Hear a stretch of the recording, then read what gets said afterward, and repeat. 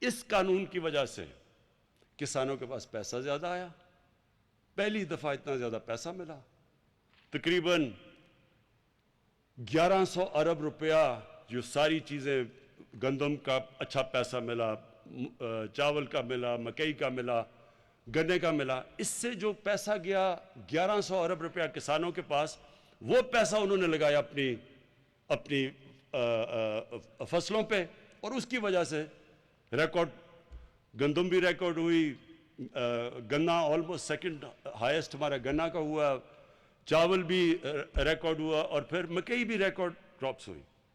تو یہ اس لیے ہوا کہ ان کے پاس پیسہ آ گیا۔ تو ہماری کوشش یہ ہے کہ جتنا ہم اپنے کسان کو خوشحال کرتے جائیں گے، اتنا ہی اس ملک کی پیداوار بڑھتی جائے گی۔ جتنی ہم اس کو نئی ٹیکنیکس بتاتے جائیں گے، ٹیکنالوجی لے کے آئیں گے، سیڈ ڈیولپمنٹ کریں گے، مارکیٹ کریں گے، اتنا ہی وہ خوشحال ہوگا، اتنا ہی ملک کی پیداوار بڑھے گی۔ آخر میں ایک مولانا رومی نے ایک دفعہ کہا کہ اللہ نے انسانوں کو کہا کہ اللہ نے جب تمہیں پر دیے ہیں شاہین کی طرح اوپر اڑنے کے لیے، تو کیوں چونٹیوں کی طرح زمین پہ رینگ رہے ہو؟ اللہ نے ہم سب کو صلاحیت دی ہے، ہمیں یہ ضرورت نہیں ہے کہ ہم کسی کے سامنے ہاتھ پھیلائیں، ہم کسی کے سامنے جھکیں۔ ہم سب کے پاس، ہمارے پاس ہر چیز اس سے دی ہے۔ ایک منٹ، ہمیں ہر چیز دی اللہ نے۔ یہ ٹورزم میں ہی صرف ملک اگر صحیح بانے اپنی ٹورزم ڈیولپ کر لے، ہماری آج کل کی ایکسپورٹ سے زیادہ ٹورزم سے پیسہ آ سکتا ہے۔ کبھی کسی نے سوچا ہی نہیں اس طرف، جس طرح زراعت کی طرف نہیں سوچا، جس طرح ہم نے کبھی انڈسٹری کی طرف نہیں سوچا، جس طرح ہم نے یہ بھی کبھی نہیں سوچا کہ اگر ہم اپنے بچوں کو صحیح تعلیم دیں گے تو وہی ملک کو اٹھا دیں گے۔ صرف بجائے تھوڑے سے ایلیٹ طبقے کو اچھی تعلیم دیں، کیوں نہ ہم عوام کو دیں؟ تو یہ جو پاکستان ہے، میرا یہ ایمان ہے کہ اللہ نے یہ ملک ایک خاص مقصد کے لیے بنایا تھا۔ 27ویں رمضان کو پاکستان بنا تھا، اس کا ایک بہت بڑا انشاءاللہ دنیا میں مقام ہوگا، انشاءاللہ ہوگا، اور یہ قوم پھر ایک دنیا کے لیے مثال بنے گی، جو اس کو بننا چاہیے تھا۔ جب یہ پاکستان بنا تھا تو بڑی سوچ والے ہمارے لیڈر قائد اعظم، اور اس سے بڑا جو نظریاتی لیڈر تھے ہمارے علامہ اقبال، انہوں نے یہ ملک جب اس کے لیے انہوں نے جو خواب دیکھی تھی، تو انہوں نے ایک عام ملک کی خواب نہیں دیکھی تھی، انہوں نے کہا تھا یہ دنیا کے لیے مثال بنے گا، دنیا کے لیے مثالی اسلامی ریاست بنے گی۔ تو وہ ریاست جس میں انصاف ہوگا، جس میں انسانیت ہوگی، اور جو ایک خوددار ملک بنے گا انشاءاللہ پاکستان۔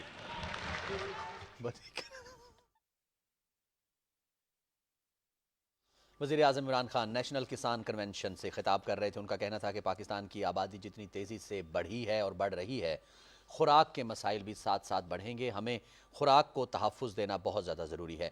فوڈ سیکیورٹی ہمارے لیے سب سے بڑا چیلنج ہے۔ ملک میں 40% بچے اس وقت وہ غذائی قلت کا شکار ہیں۔